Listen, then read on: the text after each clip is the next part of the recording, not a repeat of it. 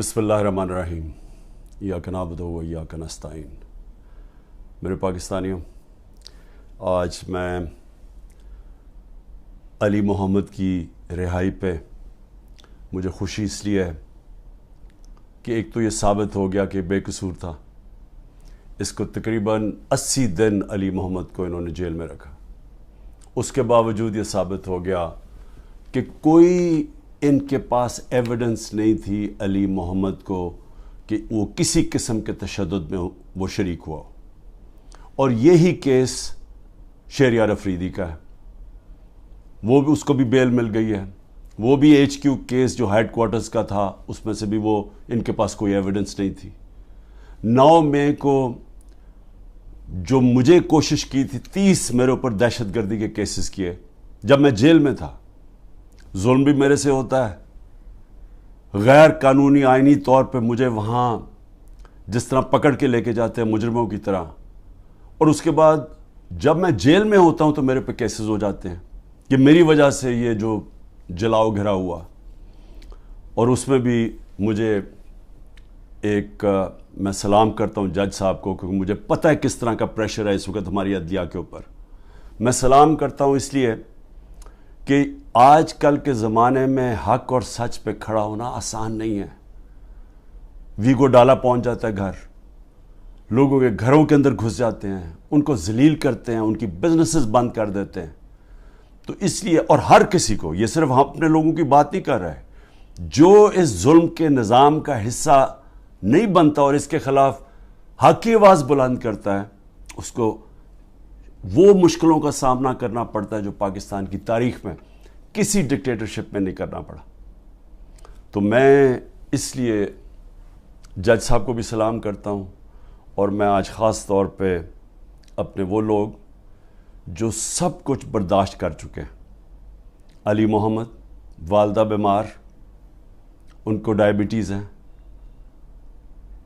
अकेले लड़के हैं, उसके बावजूद पूरी कोशिश की इन्होंने उसको तोड़ने की कि किसी तरह वादा माफ गवाह बन जाओ इमरान खान के ख़िलाफ़। फिर अगर वो नहीं बनना तो चलो पार्टी छोड़ दो कि हम अब 9 मई की मजम्मत करते हैं, हम अपनी फ़ौज से प्यार करते हैं और हम PTI छोड़ रहे हैं। तो सारे फ़ौज से प्यार करते हैं, सारे जो 9 मई को जो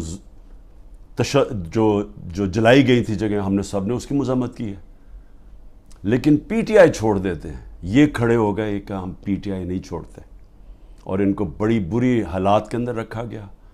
शहरियार अफरीदी, उनके फैमिली में भाई उनके फौत हुए, उधर नहीं जाने दिया, जेल में रखा। और जिस तरह उसके ऊपर तोड़ने की कोशिश की गई, उनकी बीवी को पकड़ा, फिर एक दफ़ा और पकड़ने की कोशिश की, बीवी बच्चों के साथ थी। तो मैं इनको ख़ास तौर पर सलाम करता हूँ। और एजाज़ चौधरी इस वक्त वो डायबिटीज़ के पेशेंट है, 70 साल उनकी उम्र है, उनका वज़न कम हो चुका है, वो भी टूट नहीं रहे। मियाँ महमूद रशीद, हार्ट कंडीशन है, उनको चेस्ट पेन्स हुई, अस्पताल गए, उसके बावजूद वो खड़े हैं। डॉक्टर यास्मीन कैंसर की सर्वाइवर हैं, उम्र उनकी तकरीबन 75 साल है। वो उस वक्त की वो बैठी हुई है, और उनको क्या, इमरान खान के ख़िलाफ़ वादा माफ गवाह बन जाओ कि इमरान खान ने कहा था जाके जला दो। जिस तरह 3-4 बच्चों को पकड़ा उन्होंने, उनको कहा जी इमरान खान ने कहा था कि कोर कमांडर घर भी जलाना है और फिर वो कोई कागजात है वो भी जलाने हैं। यानी लोगों को ये बिल्कुल समझते हैं कि भेड़ बकरियां, कोई अकल ही नहीं है अवाम में कि वो इमरान खान कहेगा जी कोर कमांडर के घर में कोई कागजात पड़े हैं जो जलवाना है, और उनसे ये 164 का बयान लिया। तो यही कोशिश कर रहे हैं डॉक्टर यास्मीन से, वो भी खड़ी हुई हैं। लेकिन जो मैं सबसे ज़्यादा उमर चीमा, जिस तरह का उनको पर तशद्दुद किया गया, उनकी बीवी गई कोर्ट हेयरिंग के ऊपर, उनको पकड़ के जेल में डाल दिया, वो भी कैंसर सर्वाइवर है। यानी औरतों के ऊपर कौन करता है। लेकिन औरतों के ऊपर मैं ख़ास बात करना चाहता हूँ। डॉक्टर ज़रका ने इनका एक रंगबाज है, जिसको मैं पॉलिटिशियन भी नहीं कहता, جو جب ڈیفنس منسٹر تھا اور فورن منسٹر تھا دبئی سے تنخواہ لے رہا تھا. یہ کبھی سنا ہے کہ دبئی کی کمپنی سے ایک ملک کا فورن منسٹر اور ڈیفنس منسٹر تنخواہ لے؟ اور اس کے بعد وہ بچ بھی جاتا ہے, اس کو کچھ ہوتا بھی نہیں ہے. اور وہ کیونکہ طاقتور حلقوں میں اس کے دوستیاں تھیں, جب وہ الیکشن ہار رہا تھا 2018 میں تو ایک ٹیلی فون کیا, باجوہ صاحب مجھے بچا لو میں ہار رہا ہوں. اور باجوہ صاحب سپر کنگ نے کہا فکر نہ کرو تم جیت جاؤ گے, اور اگلے دن وہ جیت جاتا ہے. تو وہ جس طرح ہمیشہ عورتوں کے خلاف زبان استعمال کرتا ہے, اس نے پھر سے کی. ڈاکٹر زرکا نے, سینیٹر ڈاکٹر زرکا نے جواب دیا, ان کی 2 کلینکس وہ بند کر دی. یعنی اس سطح پہ کون کرتا ہے؟ ہماری ڈاکٹر سیما ایم پی اے کراچی کی, ان کے گھر پہنچ کے ان کی کلینک اس کو بند کر دیا. ہماری سمابیہ ایکس ایم پی, اس کے گھر کے اوپر پولیس پہنچ گئی. یعنی یہ کبھی ہوا ہے کیا؟ یہ کوئی دہشت گرد ہیں, یہ کوئی کسی انتشار میں ہیں, یہ انہوں نے کیا ہے؟ تو ایسے ہے کہ آپ تحریک انصاف کے آپ کوئی ممبر ہی ہوں, سپورٹر ہی ہوں, یہی کافی ہے. آپ کی بزنس بھی بند ہو جائے گی, آپ کو جیلوں میں بھی ڈال دیں گے, جھوٹے پرچے بھی ہو جائیں گے. یعنی صرف اب کوئی ضرورت نہیں ہے آپ کو کہ آپ نے کوئی جرم کرنا ہے. اس ملک میں اب جرم ہو گیا ہے تحریک انصاف کا ممبر ہونا, سپورٹر ہونا. کوئی اگر بزنس والا بھی کوئی سپورٹ کرتا ہے اس کے پیچھے بھی پڑ جاتے ہیں.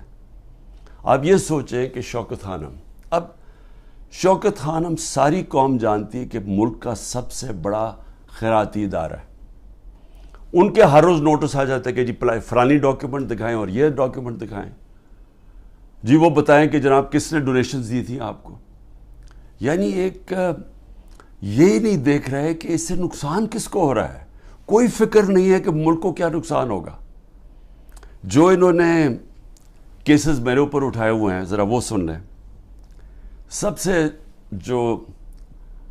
اب جو قوم کے سامنے, کیونکہ اللہ الحق ہے, میرا ایمان ہے, ایمان ہی ہے, تو میں یہ سارے ایک طرف کھڑے ہو گئے ہیں, اسٹیبلشمنٹ ساتھ کھڑی ہو گئی ہے, اکیلا ان کا مقابلہ کر رہا ہوں. صرف توحید پہ, لا الہ الا اللہ پہ, ایمان اللہ پہ ہے. اور جس طرح اللہ ہر ان کی جو بھی کوشش کرتے ہیں خود ہی سچ سامنے آ جاتا ہے.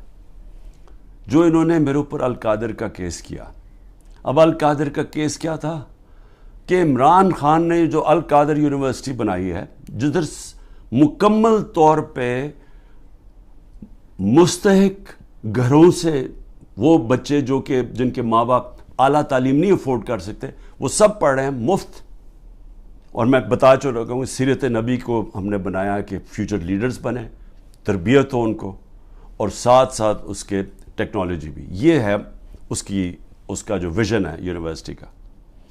اس کو سامنے لا کے بہت بڑی سکینڈل ہو گئی. اور اب پتہ چلا ہے کہ انہوں نے اپریل 2020 میں تفتیش کی تھی. وہ میں پہلے کہہ چکا ہوں آپ کو, نیشنل کرائم ایجنسی انگلینڈ کو رابطہ تھا نیب کے ساتھ. یہ جو سیٹلمنٹ ہوئی تھی ملک ریاض کی فیملی کی اور این سی اے کی, یہ سارا کچھ نیب کو پتا تھا. اور نیب نے اپریل 2020 میں یہ انکوائری بند کر دی تھی. ایک دفعہ انکوائری بند ہو جائے وہ نہیں کھول سکتے آپ. اور انہوں نے جو سب سے بات جو چھپا لی, جس کے اوپر اصل بات ہونی چاہیے, کہ این سی اے نے ملک ریاض کا جو پیسہ تھا وہ فریز کیا کیوں؟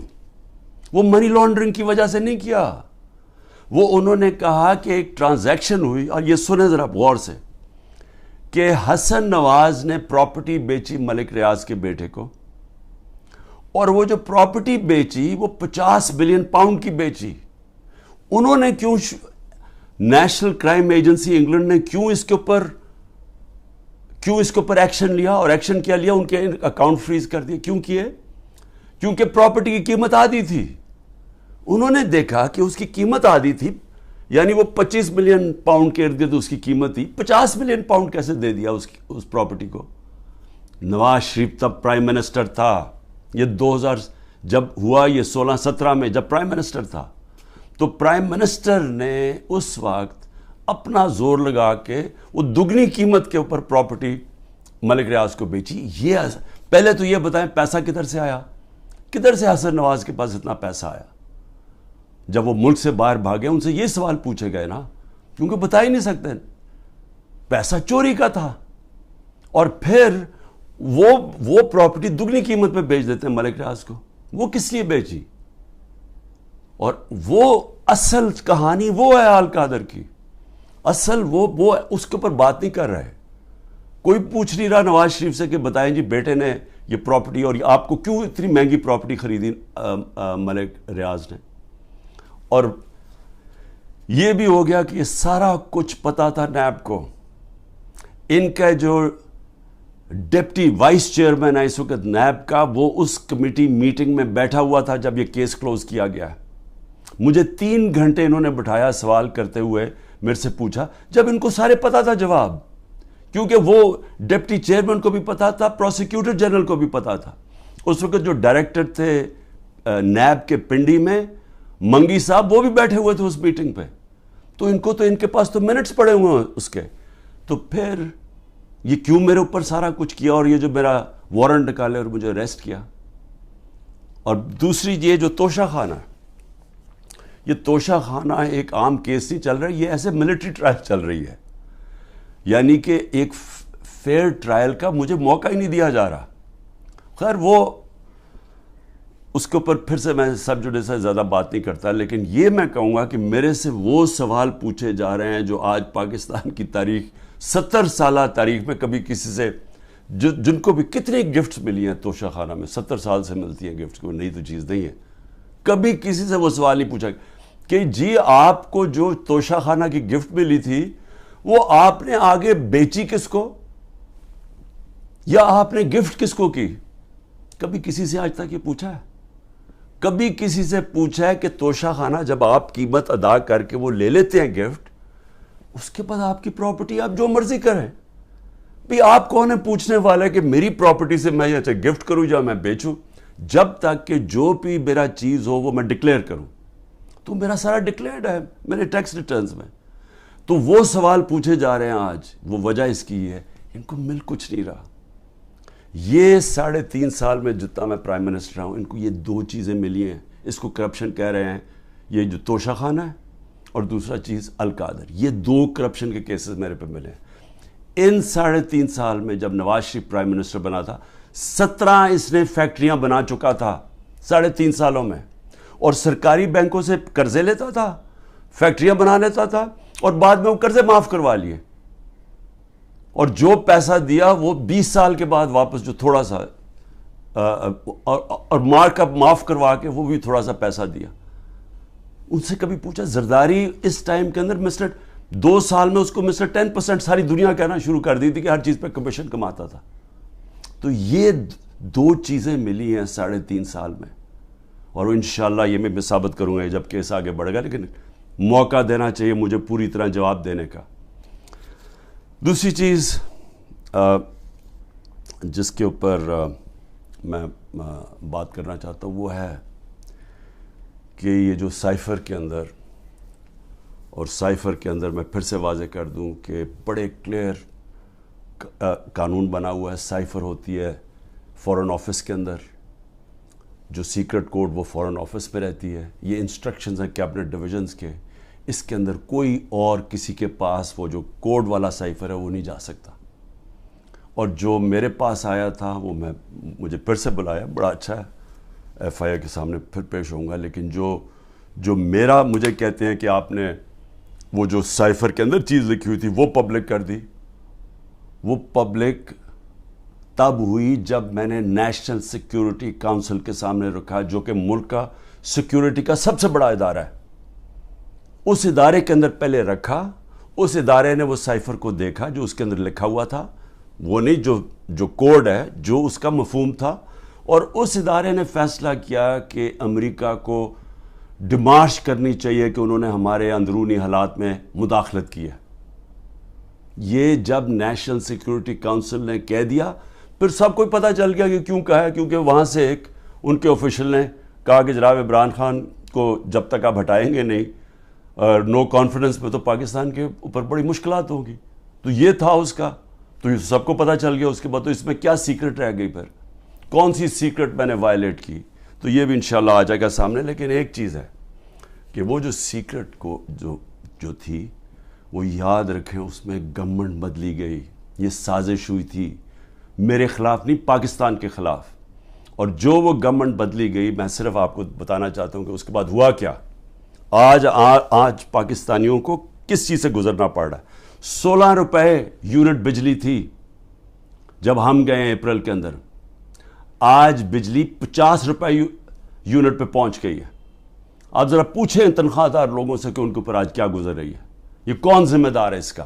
وہ جنہوں نے سازش کر کے گورنمنٹ گرائی تھی. اور اصل انکوائری یہ ہونی چاہیے جو میں نے سپریم کورٹ کے چیف جسٹس کو کہا تھا، آپ کو انکوائری کرنی چاہیے کہ یہ قوم سے بہت بڑی سازش ہوئی ہے، قوم سے دھوکہ ہوا ہے، اور اس کا ذمہ دار جنرل باجوہ تھا. اور اس لیے کیونکہ وہ تھا، کسی نے جرت نہیں پڑی کسی کی اس کے اوپر انویسٹیگیشن کرنے کی. آٹا 55 روپے 60 روپے سے پہنچا ہے آج کے جی 150 روپے پہ. سوچیں کہ یہ عام آدمی کی خوراک ہے آٹا.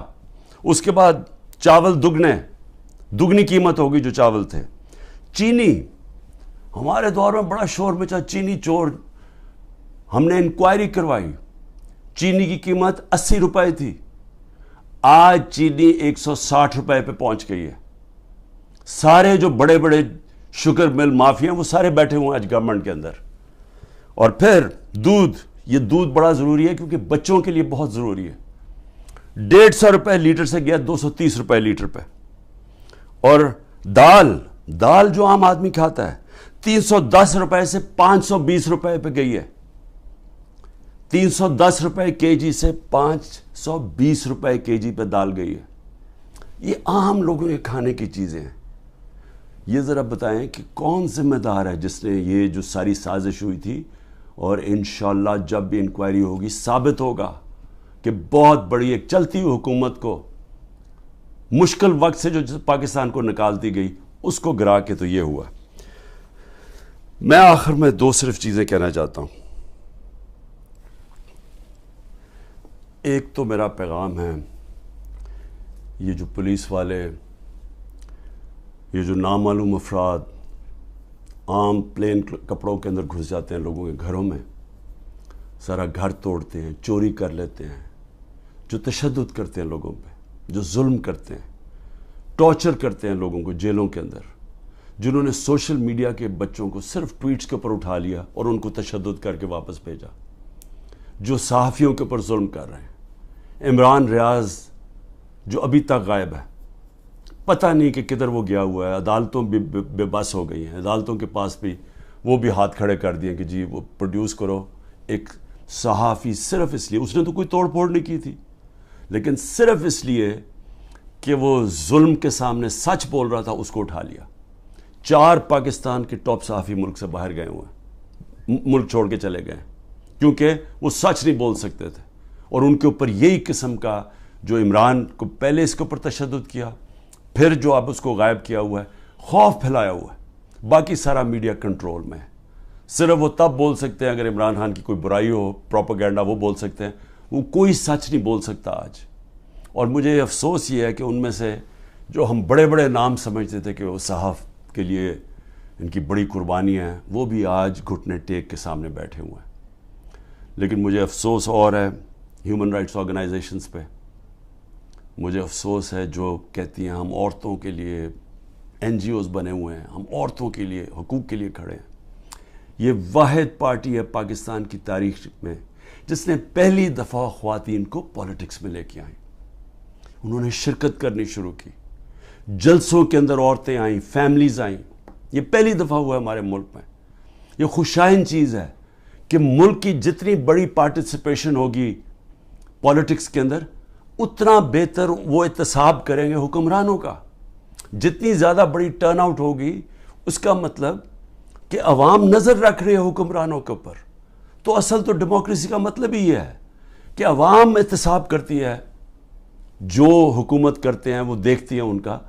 تو عوام تو آج پہلی دفعہ نکل رہی ہے, اس طرح ٹرن آؤٹ ہو رہا ہے, عورتیں نکل رہی ہیں, اور ان عورتوں کے اوپر جان کے یہ تشدد کیا جا رہا ہے باقی عورتوں کو ڈرانے کے لیے کہ وہ نہ گھروں سے نکلیں, کہ وہ چپ کر کے سہم کے بیٹھ جائیں.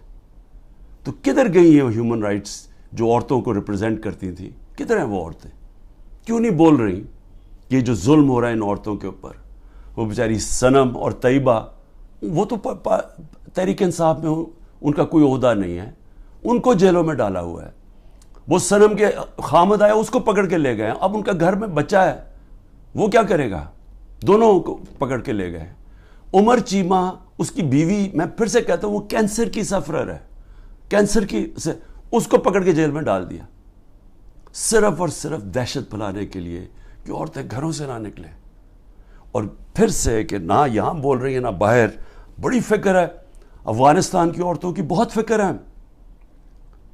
اور ہے ٹھیک ہے کہ اسکولوں میں سب سے زیادہ ملک کی بہتری ہوتی ہے جب عورتیں پڑھی لکھی ہوتی ہیں, اور پاکستان میں تو خاص طور پہ جب آپ کی آبادی تیزی سے بڑھ رہی ہو تو اس کو روکتا ہی ہے کہ پڑھی لکھی, جب آپ کی بچیاں پڑھی لکھی ہوتی ہیں, عورتیں پڑھی لکھی ہوتی ہیں.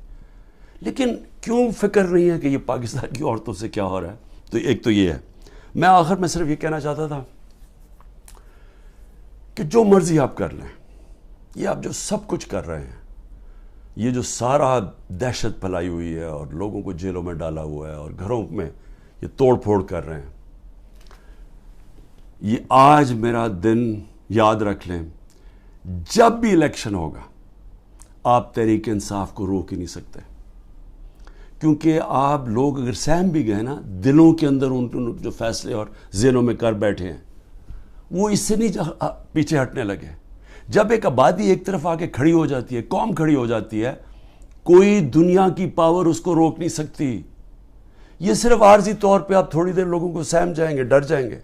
میں چیلنج کرتا ہوں کہ جب بھی الیکشن ہوں گے آپ ڈیلے بھی کر دیں, ابھی ڈرے ہوئے ہیں کہ جی ابھی نہ کرو الیکشن, آپ اگلے مارچ کر دیں. میں آپ کو چیلنج کرتا ہوں کہ تحریک انصاف سویپ کرے گی الیکشن انشاءاللہ. مجھے جیل میں ڈال دیں, ڈسکوالیفائی کر دیں, جیتنا تحریک انصاف نے, کیونکہ قوم فیصلہ کر بیٹھی ہے. اور یہ جتنے آپ حربے استعمال کر رہے ہیں, آپ تحریک انصاف کا ووٹ بینک اور بڑھتا جا رہا ہے. لوگ بیوقوف تو نہیں ہیں, قوم تو دیکھ رہی ہے کیا ہو رہا ہے, اور قوم کے اندر غصہ ہے.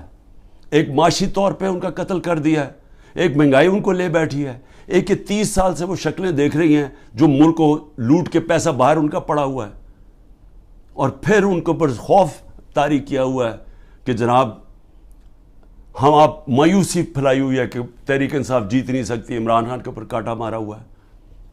کانٹا صرف عوام کسی کے اوپر مارتی ہے, اور کوئی بھی انشاءاللہ جب بھی الیکشن ہوگا, کوئی بھی جب عوام کی رائے طے کر لیتی ہے, فیصلہ کر لیتی ہے عوام, آج تک دنیا کی تاریخ میں عوام کے خلاف کوئی نہیں جیتا. پاکستان زندہ باد.